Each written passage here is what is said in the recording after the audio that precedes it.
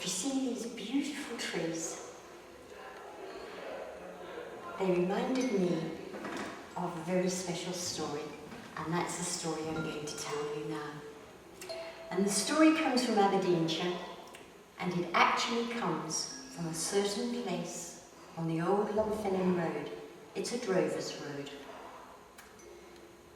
Now, a long time ago, there was a boy named Jack, and Jack lived with his mother in a poor wee button ben. And Jack looked after sheep. He looked after sheep for the Laird of the Black Arts, the Master of the Black Arts, and he was as mean as he was ugly. And he paid Jack a penny a week for looking after his sheep.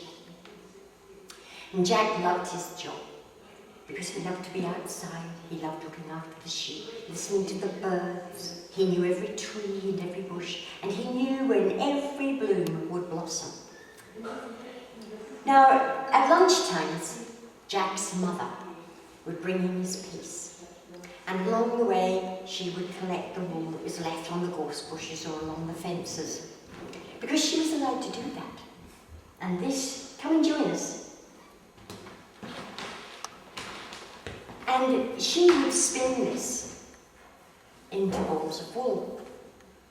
Now, on this particular day, she had come with Jack's piece across the fields. And he said, "Mother, listen." And she listened. And she said, "I can't hear anything." He said, "Exactly. First thing this morning the birds were singing. Now I can't hear a single one." And she said, "That is most peculiar." And then she said, "Don't you know what day this is? This is the longest. This is Midsummer's Night." "Oh," said Jack. And she said, "But Jack, I've just been thinking. This isn't just any Midsummer's Night. It could be in fact 100 years since the last time Old Cruvie climbed out of his hole." And Jack looked at his mother, and he looked at the great big old oak tree, and he said, "Old Cruvie climbing out of his hole." And Jack went on his night. "I'm going to do this. Old Cruvie climbs out of his hole once in 100 years. I'll never live to see it again, so this night I shall stay up." "Jack," she said, "you don't know what might happen." She said, "I tell you what then, I'm going to give you this ball of blue wool, spun with my love. Put that in your pocket. And remember, Jack, whatever happens, don't be greedy." Now his mum set off, and Jack spent the afternoon quite happily looking after the sheep.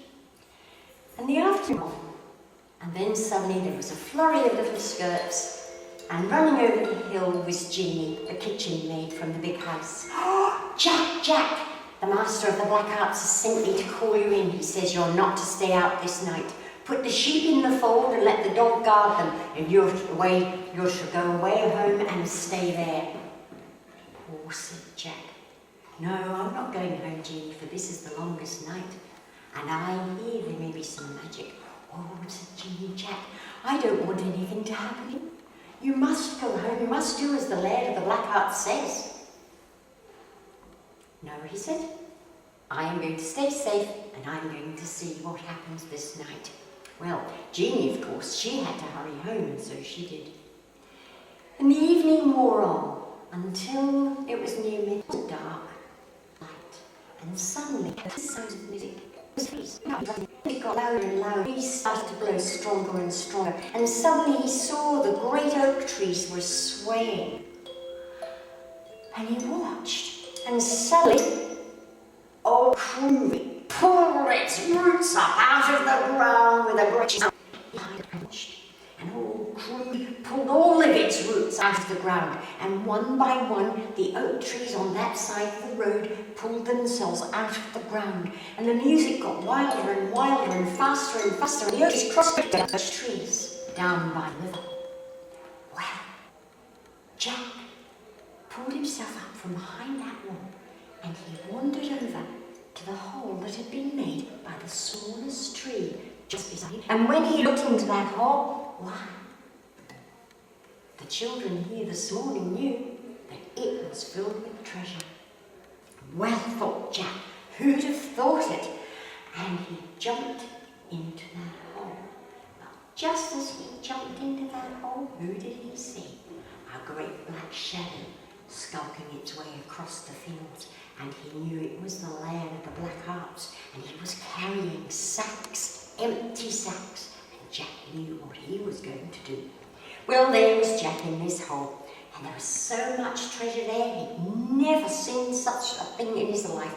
And he picked it up and ran it through his fingers, and then remembered what his mother had said, don't be greedy. So he found a little ring to make a wedding ring for Jeanie, and he found a little golden cup for his mother. And he filled his hands with golden coins and jewels, and he thought about being greedy, but he didn't. He tipped the golden coins away and he kept only 3 precious stones and put them in his pocket. Now, all the while the music was playing, but then he suddenly noticed that it was getting softer and the wind was dying down, and he thought, I'd better get out. And the more he scrambled up the side of that hole, the more the earth crumbled. He couldn't get a foothold, he couldn't get a handhold, he didn't know what he was going to do, when suddenly there was Jeanie leaning over the hole with her hair hanging down. Jack, Jack, you've got to get out, the trees are coming back. I can't get out, he said. And Jack, what are you going to do? What are you going to do? The trees are coming across the road. And then he remembered that in his pocket he had that ball of blue wool that had been spun by his mother. He said, quick, take a hold of this and wrap the end around the stone.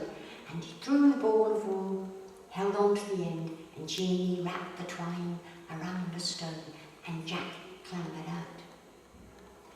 Now, of course, he could see the trees coming across the road, and Jeanie said, quick, Jack, run, run! And he said, no, I have to go and warn the Laird of the Black Harps. He's got to get out too. I'll have to help him. And Jack ran over to the great hole that had been left by Old Cruvie, and he peered over it.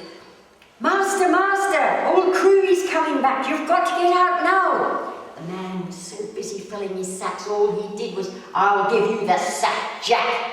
Away you go, get out of here now. Suddenly, Old Cruvie was a shadow above that hole, and then with a great crunch, Old Cruvie levered itself back down into the hole and settled its roots. And every one of the other oak trees settled themselves back, and Jack was hiding behind the wall. Jeanie was beside him. And they knew that that was the end of the Laird of the Black Harps. So Jeanie and Jack returned home, and with that ring he read about, the gold cup he gave to his mother, and with the 3 precious jewels, he had enough money to build them a new house for he and his young wife, and for his mother as well. And the Laird of the Black Harps, why, his land was inherited by his son, who was a much kinder man than the Laird of the Black Harps. And from that day on, Jack didn't earn just 1 penny a week for his wages, he earned 2. That's great. I love it.